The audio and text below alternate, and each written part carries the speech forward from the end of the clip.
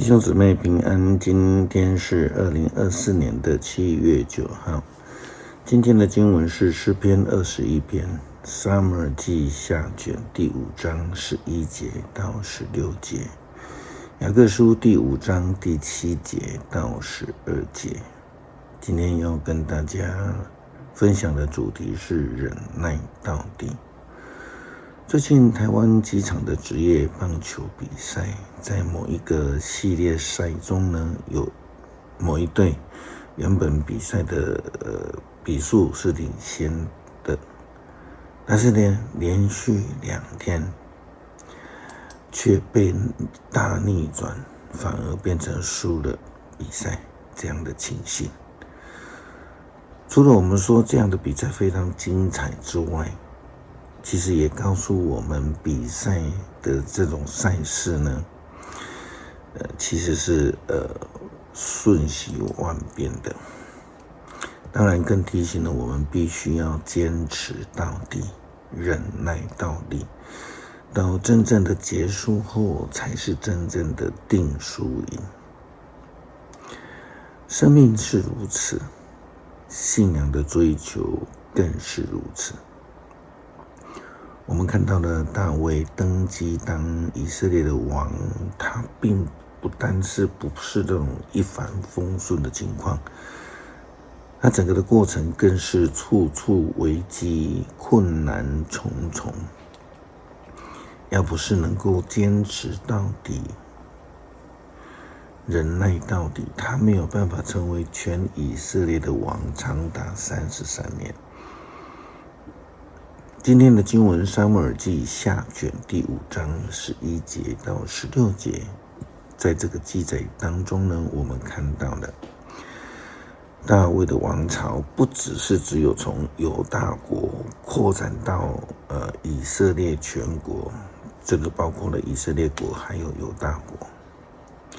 经文记载，连外邦的国家领袖也来进贡，不但带来物资，更带来人力资源提供给大卫，代表了大卫坚持忍耐到底的成功，以及他一个蒙福国家的一个兴盛。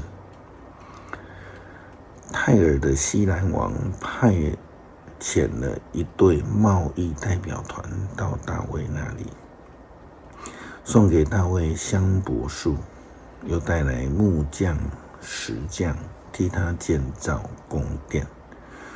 于是大卫知道上主已建立他为以色列的王，并且因着自己的子民使他的王国兴盛。大卫离开希伯伦到耶路撒冷之后，选了许多的妃嫔，生了好些的儿女。在耶路撒冷生的有撒母亚、朔巴、拿单、所罗门、以辖、以利书亚、尼菲、亚菲亚、以利沙玛、以利亚大、以利法列。忍耐到底，就必能够得胜。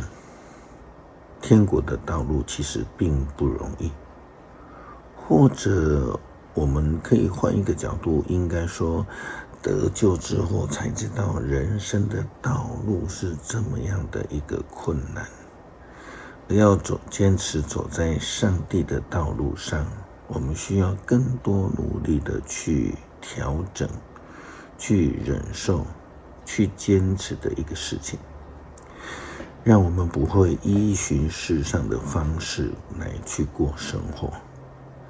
例如摩西，他就是受不了出埃及的以色列人的悖逆，然后他就向上帝发了脾气，他失去了进入迦南地的祝福，他只能够看到应许之地，却无法进入。扫罗王会失败，就是无法忍住自己的骄傲跟私心，因此处处得罪了上帝。以利无法坚持忍耐到底，而听不见上帝的声音。他的2个儿子也没有受到好的教导，因而背离了上帝的道路，得罪了上帝。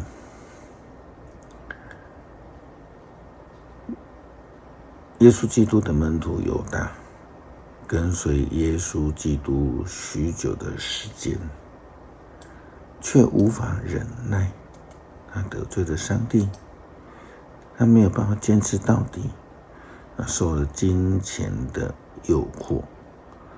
雅各书第5章7到12节劝诫基督徒这样说：所以弟兄姐妹们，你们要忍耐到底，等到主再来。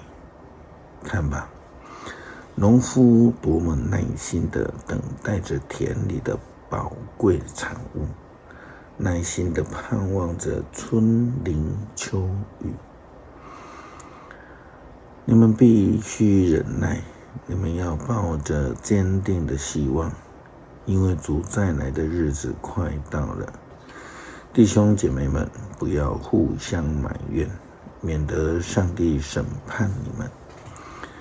审判的主快要来了，就在门口。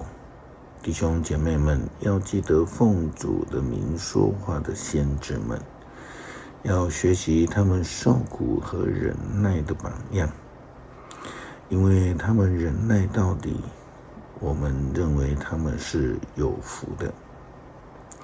你们听见过约伯的忍耐，也知道主后来怎样看顾他，因为主充满着怜悯和慈爱。我的弟兄姐妹们，最主要的是不可发誓，不可指着天指着地，或是指任何东西发誓，是就说是，不是就说不是，这样你们就不至于受上帝的审判。雅各说要学习农民忍耐的等待，田里面的收成一样。信心的功课也就是要学习忍耐，保持着坚定的信心来盼望主再来的日子。不要互相埋怨，因为忍耐到底的就必蒙福得救。求主帮助我们。诗篇21篇，歌颂胜利。上主啊，君王因你所赐的力量欢喜，他因你所赐的胜利快乐。你成全了他的心愿，你答应了他的祈求，你赐给他无穷的幸福，把金荣冠加在他的头上。他向你求寿，你就赐给他，使他长寿无疆。他因你的帮助得到大荣耀，你赐给他的光荣尊严，你给他的鸿福永无穷尽。你的同在使他充满喜乐。君王信靠上主，因此至高者的慈爱，他的王权永固。君王要搜捕他一切的仇敌，他要俘虏所有憎恨他的人。他出现的时候，要像一阵热火烧毁他们。上主要在震怒中吞灭他们，怒火要烧尽他们。君王要灭绝他们的子孙，他们杀戮他们的后裔。他们阴谋危害他，却不能成功。他要拉弓瞄射，使他们的掉头逃跑。上主啊，愿你显出你的力量，我们要赞美歌颂你的大能。祈求主帮助我们胜过生命当中许多的困难，让我们能够坚持不懈，无论遇到任何的困境都能够忍耐到底，就必要能够得胜有余。感谢祷告，奉主耶稣基督圣名求，阿们。